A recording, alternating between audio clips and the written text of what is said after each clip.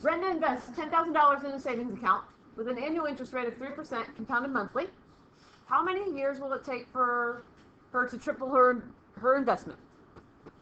So up above here in the notes, you see the formulas, and those will be provided for you. But we have to determine which one to use and how. And the key word or words in this first problem are compounded monthly. When we're compounding monthly, we need to use the formula off to the left here, which is the P, times 1 plus R divided by N to the NT. And I'm going to list what we know in this problem. You do not have to do that. I find it helpful for me to keep track of things. Starting with the fact that P is our initial investment, $10,000. Our annual interest rate, which is going to be the R, is 3%. Remember that we need to convert the percent to a decimal. So we're going to move 1, 2 to the left. So this is going to be 0.03 when we put that back into our formula. It says compounded monthly. Well, how many months in a year? We have 12 months in a year. That's what our N is. It says how many years? We don't know what our time is. How many years will it take for our initial investment to triple? So we can figure out what the A is in this problem. If we take our $10,000 and we multiply it by 3, and we get 30,000. Again, up to you whether you want to list everything that you know or whether you just want to put it into your formula. It's not going to make any difference to me. But as we fill this in, we get 30,000 equals 10,000 times 1 plus our rate, which is 0.03, divided by 12 to the 12t. And the issue on these problems is that we need to figure out that value of t in this particular case, which is an exponent. So we need some strategies to do that. And before we can use any of the strategies, we need to isolate that exponent as much as possible. So we can start by dividing by 10,000. I'm going to get that 10,000 away from our parentheses there. And when we divide everything by 10,000, we end up with 3 equals 1 plus 0.03 divided by 12 to the 12t. And let's see if we can make the 1 plus 0.03 divided by 12 a little bit nicer for us to work with. Sometimes we can, sometimes we can't. If we get a big long decimal when we type that in, it's not going to be helpful. We're just going to have to leave it like that. But if we type in 1 plus 0.03 divided by 12, we get a decimal. It's not super long. And we can use the 1.0025 back into this problem. And once we put that in, now we can use our strategies to solve. Again, the biggest issue is that the exponent is the variable. But what we can do to take care of that issue is we can put in a log. We put a log on both sides. So we get log of 3 equals log of 1.0025 to the 12t.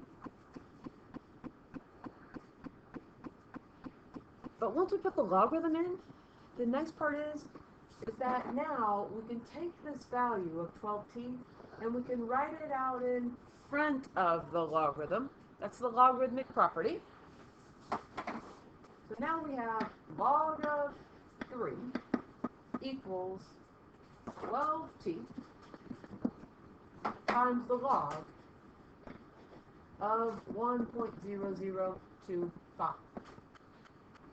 Now our variable's not in the exponent position. We've got it in a place where we can solve it. So we're going to divide both sides by the log.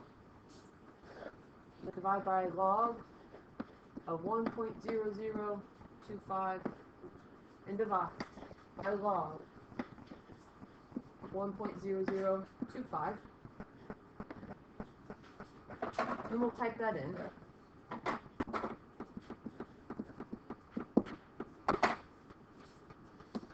Log of 3, close the parentheses, divided by log of 1.0025, gives us this decimal. Leave that value in your calculator. I'm going to write down 439.993. 439.993. We don't want to round it to the very, very end. But this just allows us to apply the algebra to our problem. We've got the number in our calculator. We want to figure out what t is, and this is 12 times t. So we're going to divide by 12. And when we divide by 12, we've already got the number in our calculator. Divide by 12,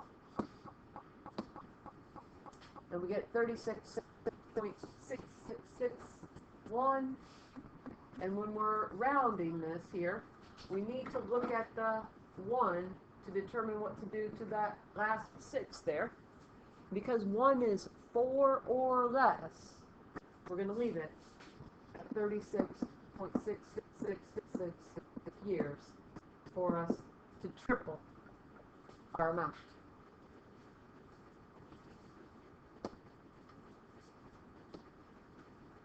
Problem number 2. An investment is made in a trust fund at an annual interest rate of 8.75%, compounded continuously. How long will it take for the investment to double? Well, maybe the issue on this one is, what's our investment? We are not given any numerical value. But before we even deal with that, let's point out that the key word in this problem is continuously. And when we see the words continuously, sometimes students call it the PERT formula. It's the formula off to the right here that we're going to be filling in. And now that we identify that fact, once again, we need to determine, well, what's our investment? And we can pick any amount for our investment. It doesn't make any difference. We just need to double it when we finish. I typically, when I pick an investment, I pick $100. Something simple, nice enough number to work with. You can pick whatever you want. Our rate in this problem is 8.75%, but we need to convert that to a decimal. Remember, we're going to move our decimal point 1, 2 spaces to the left. So our decimal is 0.0875. It says how long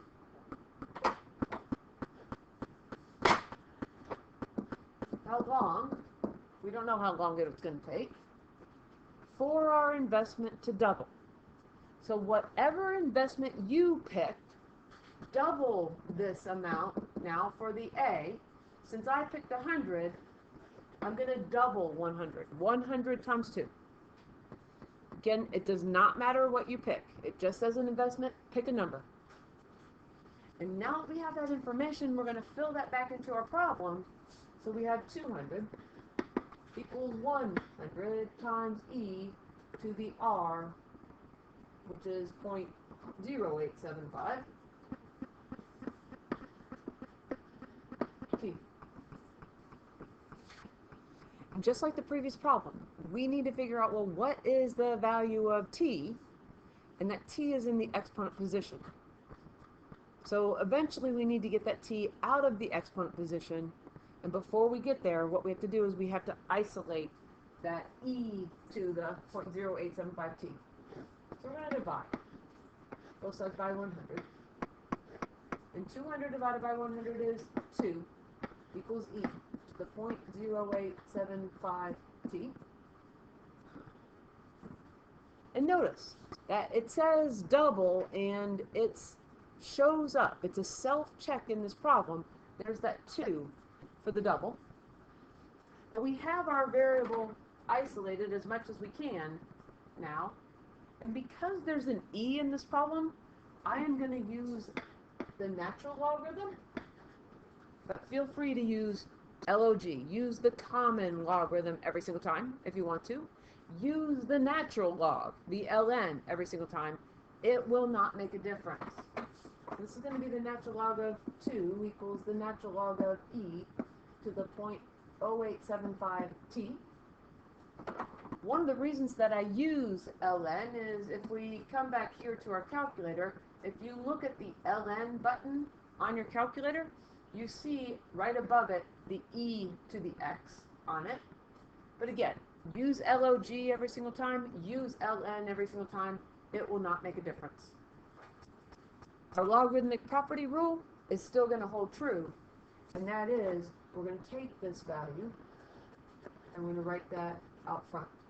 So this is going to be 0.0875t times the natural log of e equals the natural log of 2. We need to solve, so let's divide the logarithms. 0.0875t times the natural log of e. So we'll undo the multiplication by dividing by the natural log of e. And when we type that in, natural log of 2, close the parentheses, divided by the natural log of e. I'm going to use second and the division symbol.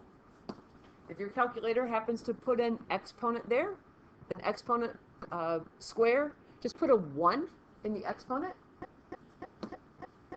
And we'll get this number 0.693 and more than that. I'm going to write down 0.693. Leave that number in your calculator. 0.693 equals 0.0875t. That writing that 0.693 down just allows us to apply the algebra to this, which is 0.0875 times t. We're going to divide by 0.0875.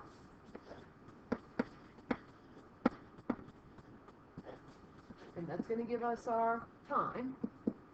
But now we're going to type this in. We already have the number in. Divided by 0.0875. And we get our value there of how long it's going to take. We look at the 1. Nope, we're going to look at the 6 to determine what to do to the 1, because it says round to the nearest 1,000. Then, because it's 6 is 5 or higher, we're going to round. It's going to be 7.922 to double our investment, whatever it may be.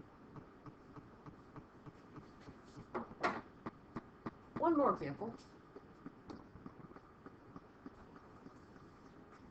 $1,000 investment earns interest at an annual interest rate of R%, compounded continuously.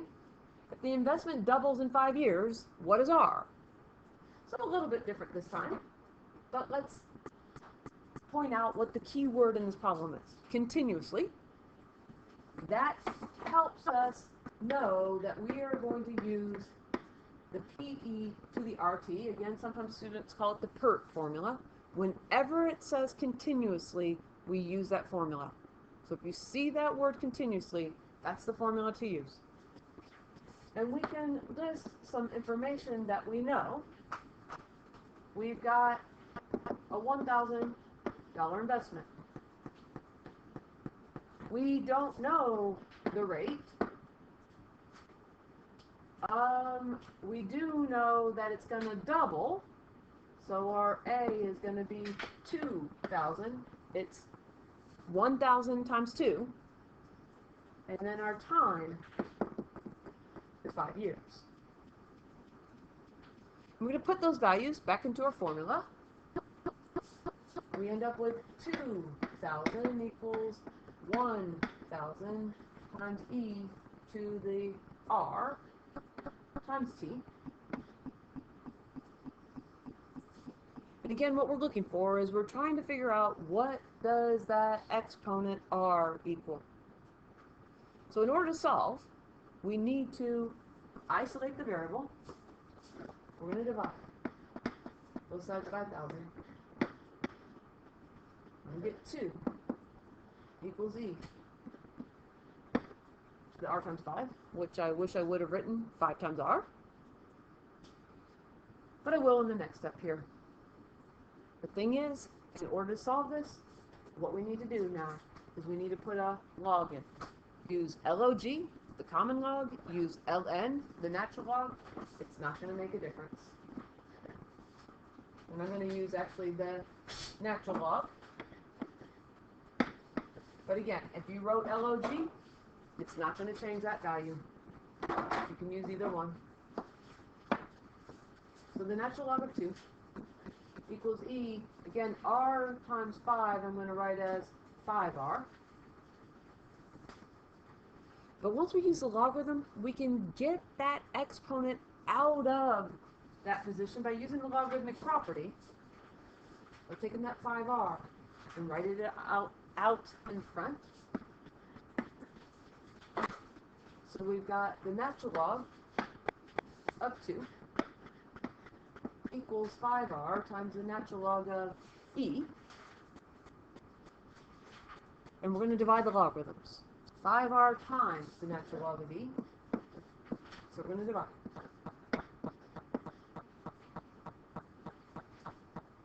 And the natural log of e cancels out. And we can type this in.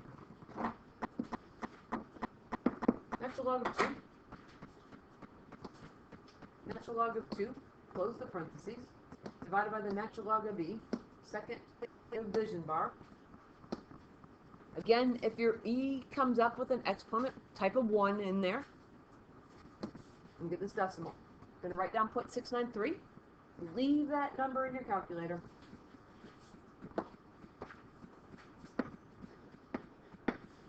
Because to finish now, it's 5 times r. We're going to divide that value by 5. That's going to give us our rate here in a decimal format. Divide by 5. And we get 0.13. Well, let's just skim it in here and we'll look at the rounding. We get, we're looking at the 6 to determine what to do to the 8. And what we end up with is we end up with 0.139. That's our rate in a decimal. But to finish it, let's write it as a percent. And remember, when we write this as a percent, we can move our decimal back here. And what we end up with is we end up with 13.9%.